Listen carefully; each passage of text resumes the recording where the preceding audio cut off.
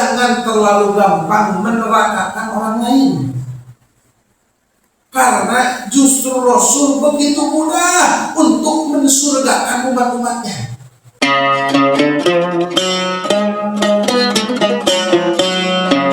Allah wahdahu la syarikalah wa asyhadu anna Muhammadan abduhu wa rasuluh. Kemudian ditambah dalam riwayat lain, Allahumma ij'alni minat tawwabin waj'alni minal mutatahhirin. Kemudian ada lagi yang harus dikerjakan atau dilaksanakan. Apa itu yang harus dikerjakan dan dilaksanakan? Yang harus dikerjakan dan dilaksanakan adalah seseorang setelah wudu melakukan sholat 2 rakaat. Jaminannya wajabat lahul jannah. Barulah dulu terjadi sedikit bukan perdebatan, bisa disebut perdebatan. Rasul itu sampai ada satu golongan yang kalau berdoa itu nggak mau ngangkat tangan. Jadi mereka mendoakan akan disesuaikan dengan permintaan. Allahumma rahamna, Allahumma firlana. Jadi dari jiwa fokus. Kenapa? Karena ada hadis dari Aisyah bahwasanya Rasul itu tidak pernah berdoa mengangkat tangan, dan hanya satu riwayat saja, terkecuali ketika istisqa, doa minta turun hujan. Nah, akhirnya satu golongan ini menjadikan hadis ini sebagai pacuan bahwasanya berdoa itu nggak perlu angkat tangan. Akhirnya ini golongan para dulur sadaya. Nah, lamun ngadoa teh maksudnya Allahumma rizqna, berarti ngagambarkeun duit kan? Allahumma rizqna. Ya Allah bisnis ya Allah. Pernah di Mekah kan ngadoa. Ya Allah fulus. Saya harus dipakai maksud. Ya Allah fulus. Nah itu ada sampai ada begitu. Tapi ternyata terbacakan oleh hadis ini. Kalau kita bisa lihat panjangnya, salah satunya la'ala soal antara di Marokil Ubudiyah sama di kitab Ibanatul Ahkam, syarah daripada syarah Bulughul Maram yang mensyarahkan Bulughul Maram. Jadi istimewanya Rasul itu setelah wudu beliau berdoa mengangkat kedua tangannya sampai di situ disebutnya terlihat bayadu ibtaihi, putih dua ketiaknya Nabi. Dan maaf ya, sampai di situ dibahas ulama sedikit berbeda. Ada yang mengatakan Kanjeng Nabi itu memang tidak punya bulu ketiak, saking bersihnya Kanjeng Nabi. Ada yang mengatakan Allah beri Kanjeng Nabi bulu ketiak, namun bulu ketiak Kanjeng Nabi selalu dibersihkan. Begitupun ketiak-ketiaknya. Jadi mangdumu membersihkan ketiak pun sunnah. Nabi itu ketiaknya putih dan hidup kesuran. Baru orang ngomong, kalian di dunia. Bisa benar begitu. Nah, itu hatta bayatun ibtaihi, sampai terlihat putih ketiaknya Kanjeng Nabi Muhammad sallallahu alaihi wasallam. Itulah ketika setelah wudu. Jadi saenggeus wudu jenenge. Lamun dina Marokil, kalau di dalam kitab Marokil Ubudiyah, seandainya orang ingin mendapatkan derajat Abu Bakar Siddiq, maka setelah wudu angkat tangannya, pandangkan matanya ke langit, bila sama, kalau kau bila sama, angkat matanya ke langit, pandangannya ke langit, angkat tangannya, asyhadu an la ilaha illallah wahdahu la syarikalah wa asyhadu anna muhammadan abduhu wa rasuluh, Allahumma ij'alni minat tawwabin waj'alni minal mutatahhirin. Saat itu doa menang makom derajat Abu Bakar Siddiq. Kalian gak nih? Kami tak, guru kami tak. Itu seperti itu doa. Kemudian yang berikutnya para jamaah yang dimuliakan oleh Allah Subhanahu wa taala, jika ingin mendapatkan hal yang lebih dari itu adalah sholat 2 rakaat ba'da wudu. Orang yang melaksanakan sholat 2 rakaat ba'da wudu, setelah wudu wajabat lahul jannah, maka dia berhak, wajib surga baginya. Kita itu kadang hanya menjadi orang yang punya keinginan, tapi belum tentu menunjukkan keinginan kita ini kuat atau enggak.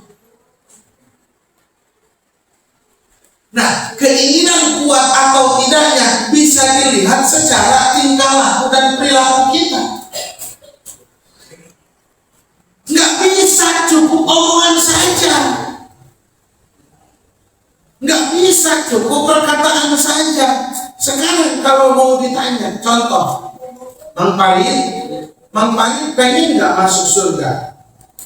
Jawaban Mang Paling, pengen. Kalau bisa sekarang. Kita ditanya, pengen nggak masuk surga? Pengen. Pengen nggak nanti milih surganya pun bebas? Pengen dong. Tapi apakah bisa kita menjadi sosok yang mempunyai keinginan dengan sungguh-sungguh? Maka akan dilihatnya dari tingkah laku kita, dari perlakuan kita. Kalau cuma omongan itu palsu. Pengen makan gua, tapi tiduran. Pengen minum gua, tapi tiduran. Kagak ada gerak sama sekali, atau minimal minta ke orang untuk ambilkan makan atau ambilkan minum. Berarti apa? Keinginannya oke, ingin doang, tapi keinginannya belum bisa dipertanggung jawabkan. Pengen gak masuk surga? Pengen. Pengennya itu cuma lidah saja atau bagaimana? Sementara ini sih lidah saja. Kalau Anda memang benar ingin masuk surga, minimal amalin yang 2 ini. Setelah wudu baca asyhadu an la ilaha illallah wahdahu la syarikalah wa asyhadu anna muhammadan abduhu wa rasuluh, Allahumma ij'alni minat tawwabin waj'alni min ibadikas sholihin. Baca itu. Apa jadinya? Futihat lahu abwabus saman, abwabul jannah as-samani. Mana sholat 2 rakaat? Cuma sholat 2 rakaat yang dimaksud dalam hadis ini adalah apa para jamaah yang dimuliakan oleh Allah Subhanahu wa taala? Adalah sholat yang harus mukbil, berhadap di qalbihi wa wajhihi. Mukbil di qalbihi wa wajhihi teh ngabogaan arti, mempunyai arti yakhlasu wa yakhsha fihima lillahi ta'ala. Satu, yakhlasu ikhlas, wa yakhsha mengandung rasa takut dan takzim lillahi kepada Allah. Setelah engkau berwudu, sholat 2 rakaat, hadapkan hatimu dan wajahmu kepada Allah Subhanahu wa ta'ala. Di dalam sholat yang 2 rakaat. Sekalian ka Gusti Allah.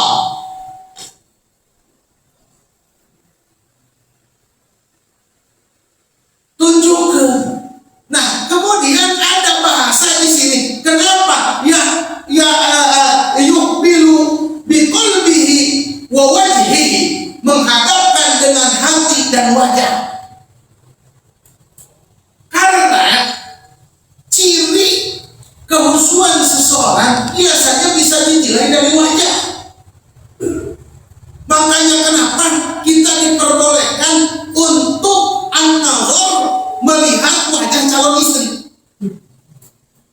Kan ada wajah yang telapak tangan ini. Karena dengan melihat wajah terkadang sudah bisa menilai. Oh, orang ini bentuknya begini. Kamu bibir nasi oh iya berarti awas ngomong berbakur. Cuman sekarang contoh mudah ya. Ia mukbil biwajhihi biqalbihi wa wajhihi. Aina loba karena banyak yang namanya apa? Itu tuh untuk di ACC. Nah, contoh pinjaman online. Coba anu dipariksa naon? KTP akan bisa disebut KTP, mun dina KTP beuneutan. Maka para jamaah yang dimuliakan oleh Allah Subhanahu wa taala, salah satu yang menunjukkan kehusuan adalah terlihat dari khusyuknya wajah. Nanti ada berikutnya al-iqbal biwajhi. Kita bahas dengan menghadap dengan wajhi. Apa? Tarkul iltifat wan nazru ila wan nawari, tarkul irtifat wan nawari ila ghairi maudhi'is sujud. Meninggalkan culak cileuk. Sholat culak cileuk. Apa? Tukang tengok, ya. Tengok kanan, tengok kiri. Di Sunda culak cileuk gitu. Kalau di Betawi apa? Celengak, celengok. Ya kan? Allahu Akbar. Tentu batal sholat. Ngecek kata Kangjeng Nabi itu adalah copet dari setan. Jadi kalau lagi sholat terus kemudian kata kita tengok-tengok, ya, celingak-celinguk, itu namanya pandangan yang sedang dicopet sama setan. Enggak batal sholat, cuman agak sedikit berkawan dengan setan orang yang sholat dulu. Ya, Allah. Atau tidak, si pandangannya ini tidak fokus pada tempat sujud. Makanya bahasanya di sini disebutkan apa para jamaah? Yakhlas wa yakhsha. Apakah bisa disebut sosok manusia menghormati gurunya kalau lagi ngobrol sama gurunya malah dia sibuk tengok kanan tengok kiri?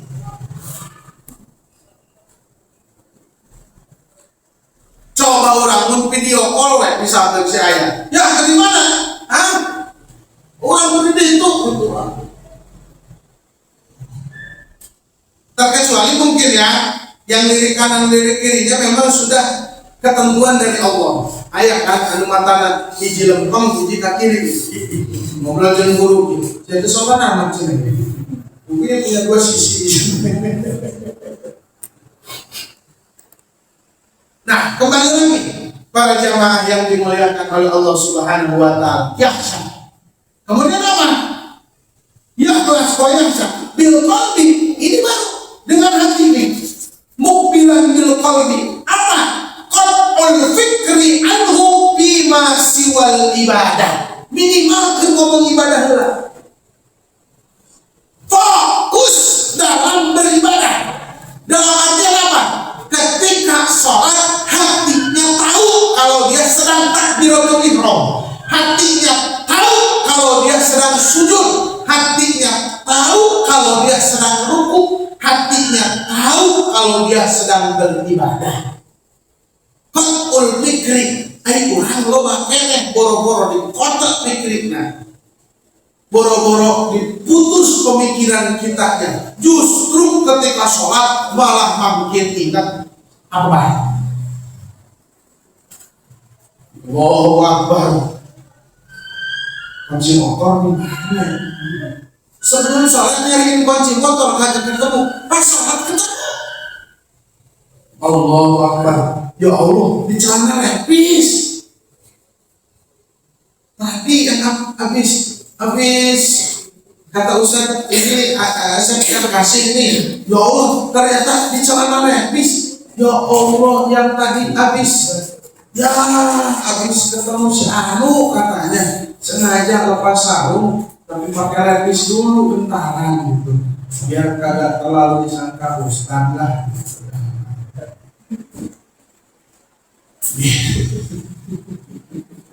Kalau pakai bisa gitu. Kenapa? Masalah juga. Kenapa? Kita tidak fikih.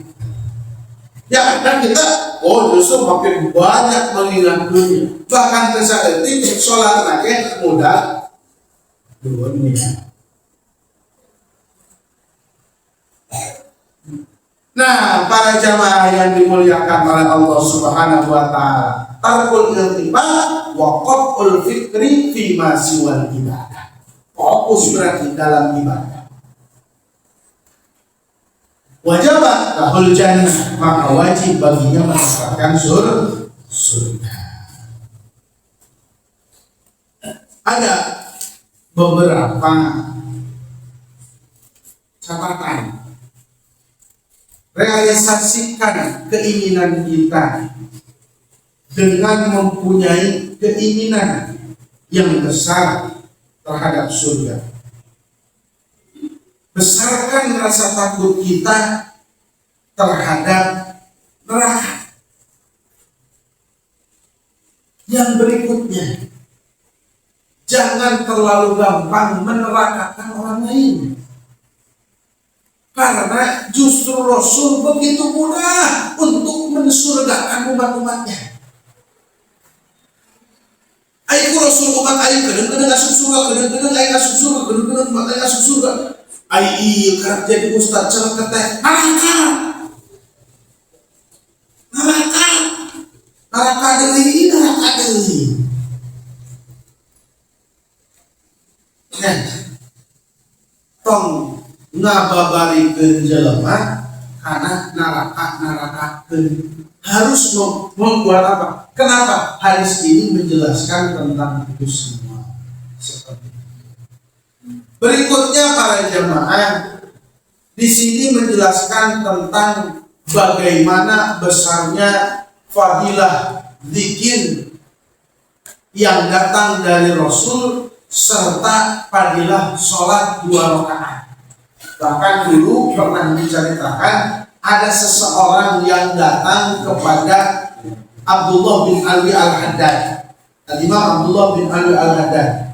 Beliau ingin meminta ilmu kimia katanya dalam Risalatul Mu'awanah kalau tidak salah. Ilmu kimia itu megang sesuatu jadi emas. Kata Habib Abdullah bin Ali Al-Haddad, kamu setiap batal langsung wudu. Setelah wudu, kamu sholat 2 rakaat sunnah wudu. Rakaat pertama kuliah, rakaat kedua kulhu. Kamu amalkan itu selama 40 hari. Ya, 40 hari ya. Megang apa-apa jadi emas ya. Gitu. Kalau di bosan sama bini, megang bini jadi emas jual. Nah, ini diamalkan. Setelah dia bukan megang apa-apa, megang air itu jadi emas. Setelah dia amalkan, di hari hampir masuk ke hari 40, ini si orang yang minta ilmu kimia ke Habib Abdullah bin Ali Al-Haddad, akhirnya beliau ingin berwudu. Ketika beliau ambil air tersebut, tiba-tiba air tersebut jadi emas. Dia tuangin lagi, dia ambil lagi, air tersebut jadi emas lagi. Buru-buru dia lari ke Habib Abdullah bin Ali Al-Haddad. Wahai guruku, mohon maaf, air yang aku ambil saat ini sudah menjadi emas. Terus kenapa? Sekarang aku pengen wudu. Karena apa? Dunia dan seisinya sudah tidak berarti bagiku. Aku tidak mau ketinggalan sholat sunnah wudu 2 rakaat setelah berwudu. Subhanallah. Jadi ternyata pembangunan karakter bagi orang yang wudu, setelah wudu membaca doa tadi sampai dia melaksanakan sholat 2 rakaat, pembangunan jiwa menjadi jiwa-jiwa surgawi. Itu fadilah. Fadilah berikutnya adalah bagaimana ini sebenarnya ada hadis-hadis sebelumnya ya, bagaimana ikhlas itu adalah meninggalkan, menjelaskan kalau ikhlas itu adalah meninggalkan syawagil, meninggalkan kesibukan-kesibukan ya, meninggalkan kesibukan-kesibukan duniawiyah ketika mau lillahi ta'ala. Kemudian disebutkan ikhlas itu adalah ruhnya ibadah. Jadi kalau ibadah tidak pakai keikhlasan, maka ibadah tersebut tidak akan hidup. Kemudian berikutnya fadlus syahadatain wa 'azami kalimatit tauhid. Keutamaan dua kalimat syahadat yang begitu besar, yang begitu agung, dan bagaimana keagungan keagungan kalimat tauhid. Nah, para jamaah yang dimuliakan oleh Allah Subhanahu wa taala, mudah-mudahan kita ditakdirkan oleh Allah Subhanahu wa taala menjadi orang yang bisa menjaga wudu dengan segala kesempurnaan wudunya. Mudah-mudahan kita dijadikan oleh Allah Subhanahu wa taala orang-orang yang melaksanakan wudu serta doa-doanya serta apa-apa yang layak dilaksanakan setelah wudu, sehingga kita semua ditakdirkan menjadi manusia yang mempunyai karakter surgawi. Amin.